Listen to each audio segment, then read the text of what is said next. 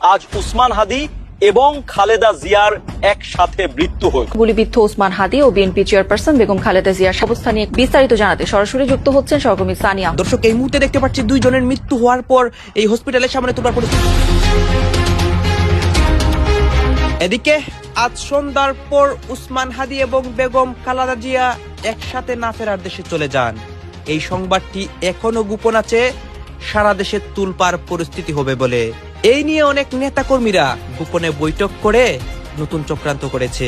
এই হাদি কিন্তু মারা গেছে, হাদি কিন্তু জীবিত নেই, কিন্তু হাদিকে মৃত্যু ঘোষণা করা হবে 16 ডিসেম্বর। কেন জানেন তো সেটা, মানে এটা দিয়ে আপনারা প্রমাণটা পাবেন এই কারণে। হাদি শেষ, এবার নেক্সট টার্গেট হচ্ছে হাসনাত আব্দুল্লাহ। হাদিকে শেষ করে তারা মিষ্টি বিতরণ করছে। এইদিকে আজকে দেশে বিশাল ঘটনা ঘটে। বেগম খালেদা জিয়া এবং উসমান হাদি তারা একসাথে না ফেরার দেশে চলে যান। আসসালামু আলাইকুম দর্শক, বর্তমান সময়ের রাজনৈতিক পরিস্থিতি বা প্রেক্ষাপটকে বিশ্লেষণ করে আপনাদের সামনে বেশ কিছু গুরুত্বপূর্ণ ভিডিও ফুটেজ নিয়ে হাজির হয়েছি। এমনকি দর্শক, আমি আশা করছি আপনারা সেটা ভিডিও শুরুটা দেখেই বুঝতে পেরেছেন। তাই বলবো, যারা ভিডিওটি অন করেছেন তারা অবশ্যই নিউজটি না টেনে সম্পূর্ণ মনোযোগ সহকারে দেখবেন, তাহলেই মূল যে বিষয়গুলো বা আসল ঘটনাগুলো সেগুলো জানতে বা বুঝতে পারবেন। তো প্রিয় দর্শক, আমি আর বেশি কথা বাড়াবো না। আমি ভিডিও শুরুতেই আপনাদের যে ভিডিওগুলোর অংশ বিশেষ দেখিয়ে শুরু করেছিলাম সেগুলোর বিস্তারিত আলোচনা দেখাবো। তবে তার আগে বলি, যারা এখনো চ্যানেলটি সাবস্ক্রাইব করেননি সকলে চ্যানেলটি সাবস্ক্রাইব করে পাশে থাকা বেল আইকনটি বাজিয়ে দিবেন। আর যারা ইতিমধ্যেই সাবস্ক্রাইব করে রেখেছেন তাদের সকলকে অসংখ্য ধন্যবাদ। তো চলুন একটি লাইক দিয়ে আমরা ধারাবাহিকভাবে সবগুলো ভিডিওর বিস্তারিত আলোচনা দেখে আসি। জুলাই বিপ্লব পরবর্তী সময়ে সবচাইতে বড় হিট বা হামলার ঘটনা এটি, কিন্তু আততায়ী হিসেবে যার নাম ও চেহারা বেরিয়ে এসেছে তাকে ঘিরে উঠে আসছে একের পর এক লোমহর্ষক তথ্য। নাম তার ফয়সাল করিম মাসুদ, কিন্তু অপরাধ জগতে এবং ফেসবুকে তার পরিচয় দাউদ বিন ফয়সাল, বা নিজেকে সে দাবি করে কিং। খুনের আগে নিজের ফেসবুক আইডি ডিঅ্যাক্টিভেট করা, অপারেশনে কোনো মোবাইল ফোন ব্যবহার না করা, তার ব্যাকআপ হিসেবে রেস্কিউ টিম বা উদ্ধারকারী দল সাথে রাখা, এই সবকিছু প্রমাণ করে সে কোনো সাধারণ ছিঁচকে সন্ত্রাসী নয়। সবচাইতে বড় প্রশ্ন হলো 2024 সালের নভেম্বরে অস্ত্রসহ গ্রেফতার হওয়ার পরেও সে কিভাবে এত দ্রুত জামিনে বেরিয়ে এসে এমন হাই প্রোফাইল মিশনে নামলো। তার ব্যাংক অ্যাকাউন্টে হঠাৎ আসা কোটি টাকার উৎস কি, আর কেনই বা বারবার উঠে আসছে ক্যাসিনো সম্রাট খ্যাত ইসমাইল হোসেন চৌধুরীর নাম। আজকের ভিডিওতে আমরা হারহিম করা সেই শুটার ফয়সালের আদ্যপান্ত এবং এই হামলার পেছনের মাস্টার মাইন্ডের ব্লু প্রিন্ট উন্মোচন করব। সিসিটিভি ফুটেজ বিশ্লেষণ করে গোয়েন্দারা নিশ্চিত হয়েছেন হাদির ওপর গুলি চালানো ওই ব্যক্তি ফয়সাল করিম মাসুদ। তার রাজনৈতিক পরিচয় শুনলে চমকে উঠবেন। নিষিদ্ধ ঘোষিত সংগঠন ছাত্রলীগের ঢাকা মহানগর উত্তরের সাবেক সহ সভাপতি এবং আদাবর থানা ছাত্রলীগের সভাপতি হিসেবে দায়িত্ব পালন করেছে সে। অর্থাৎ বিগত সরকারের আমল থেকেই সে ছিল ক্ষমতার কেন্দ্রবিন্দুতে থাকা এক প্রভাবশালী ক্যাডার। কিন্তু ক্ষমতার পট পরিবর্তনের পর সবাই যখন গর্তে পালিয়েছে, ফয়সাল তখনও সক্রিয়। কেন? কারণ তার উপর ছিল উপর মহলের শক্ত হাত। ফয়সালের সোশ্যাল মিডিয়া অ্যাক্টিভিটি এবং উদ্ধারকৃত ছবিগুলো বিশ্লেষণ করে দেখা গেছে সে শেখ হাসিনা সরকারের সাবেক স্বরাষ্ট্রমন্ত্রী আসাদুজ্জামান খান কামাল এবং আওয়ামী লীগের প্রেসিডিয়াম মেম্বার জাহাঙ্গীর কবির নানকের অত্যন্ত ঘনিষ্ঠ ছিল। তাদের সাথে ফয়সালের একাধিক ছবি প্রমাণ করে সে দলের হাই কমান্ডের সরাসরি নির্দেশনায় কাজ করা এক বিশ্বস্ত হাতিয়ার। তবে গোয়েন্দা তথ্যে সবচাইতে চাঞ্চল্যকর যে বিষয়টি উঠে এসেছে তা হলো যুবলীগের বহিষ্কৃত নেতা ইসমাইল হোসেন চৌধুরী সম্রাটের সাথে তার কানেকশন। ধারণা করা হচ্ছে সম্রাটের শুটার গ্রুপের অন্যতম সদস্য এই ফয়সাল। ফয়সাল যে কতটা বেপরোয়া তার প্রমাণ মেলে তার ক্রিমিনাল রেকর্ডে। 2024 সালের 8 নভেম্বর তারিখটা খেয়াল করবেন। এই ফয়সাল রাজধানীর আদাবরের একটি অফিসে ঢুকে অস্ত্রের মুখে জিম্মি করে 17 লাখ টাকা লুট করেছিল।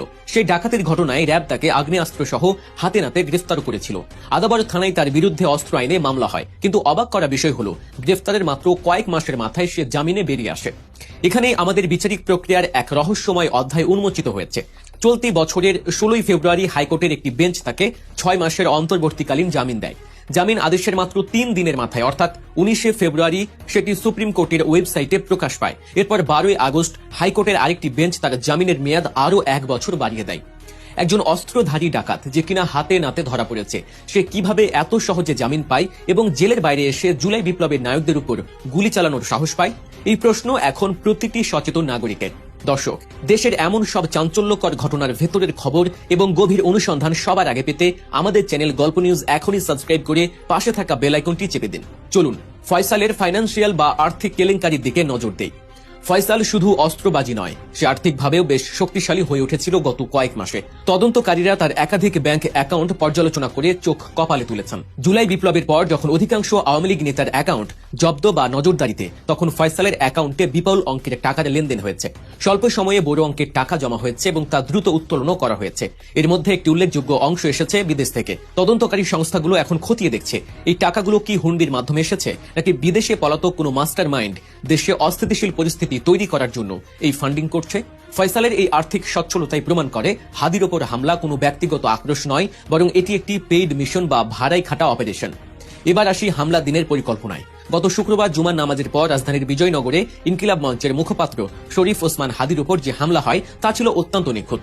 হাদির ওপর হামলার বিবরণ আপনারা সবাই জানেন, তাই সেদিকে আর যাচ্ছি না। কিন্তু যেটা আপনারা জানেন না তা হলো ফয়সালের প্রস্তুতি। গোয়েন্দা সূত্র বলছে ফয়সাল তথ্য প্রযুক্তিতে বেশ দক্ষ। সে জানতো মোবাইল ফোন সাথে থাকলে টাওয়ার লোকেশন ট্র্যাক করে তাকে ধরা সম্ভব, তাই অপারেশনের সময় সে কোনো মোবাইল ফোন ব্যবহার করেনি। এমনকি হামলার ঠিক আগ মুহূর্তে সে তার ব্যবহৃত ফেসবুক অ্যাকাউন্টটিও ডিঅ্যাক্টিভেট করে দেয়। তার পালানো রুট এবং পদ্ধতি ছিল প্রি প্ল্যান্ড। তাকে নিরাপদে সরিয়ে নেয়ার জন্য ঘটনাস্থলের আশেপাশে অবস্থান করছিল একটি রেস্কিউ টিম বা উদ্ধারকারী দল। যদি জনতা তাকে ধরে ফেলত তবে ওই টিম ফায়ারিং করে তাকে ছিনিয়ে নিত।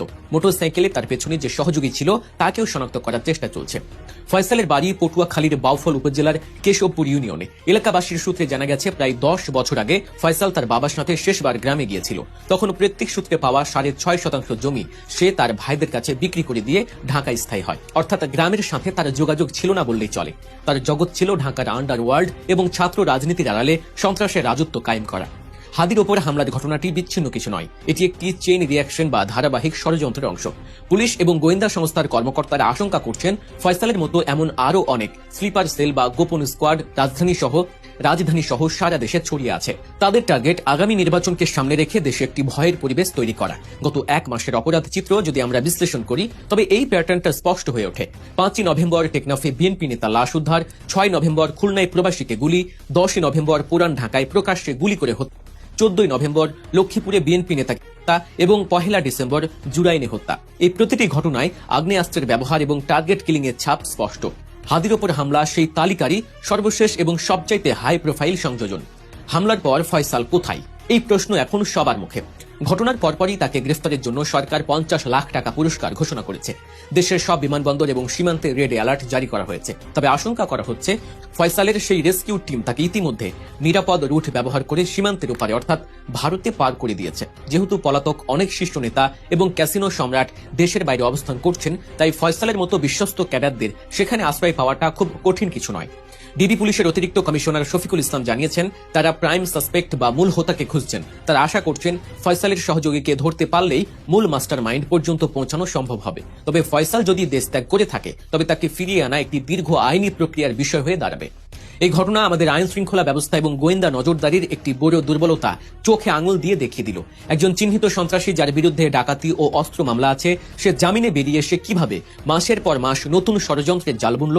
কেন তার ব্যাংক লেনদেন আগেই নজরে এলো না? জুলাই বিপ্লবের পক্ষের শক্তি এবং আগামী নির্বাচনের সম্ভাব্য প্রার্থীদের নিরাপত্তা এখন বড় প্রশ্নের মুখে। ইনকিলাব মঞ্চ এবং অন্যান্য রাজনৈতিক দলের নেতারা এখন নিজেদের নিরাপত্তা নিয়ে শঙ্কিত। ফয়সাল হয়তো এখন ধরাছোঁয়ার বাইরে, কিন্তু সে যে বার্তা দিয়ে গেল তা ভয়ঙ্কর। পতিত স্বৈরাচার সরকার ক্ষমতা হারিয়েছে ঠিকই, কিন্তু তাদের তৈরি করা সন্ত্রাসের অবকাঠামো এখনো পুরোপুরি ভেঙে ফেলা যায়নি। ফয়সালের মতো দাউদরা এখনো ঘাপটি মেরে আছে, যে কোনো সময় তারা আবারও ছোবল মারতে পারে। দর্শক, ফয়সালের মতো একজন দাগী আসামি জামিন পেয়ে এমন ঘটনা ঘটালো, এর দায় আসলে কার? আমাদের বিচার ব্যবস্থা নাকি গোয়েন্দা নজরদারির অভাব? আপনার সুচিন্তিত মতামত আমাদের কমেন্ট বক্সে অবশ্যই জানাবেন। দর্শক, আমি আশা করছি আপনারা সকলে অত্যন্ত মনোযোগ সহকারে সবগুলো ভিডিওই দেখেছেন।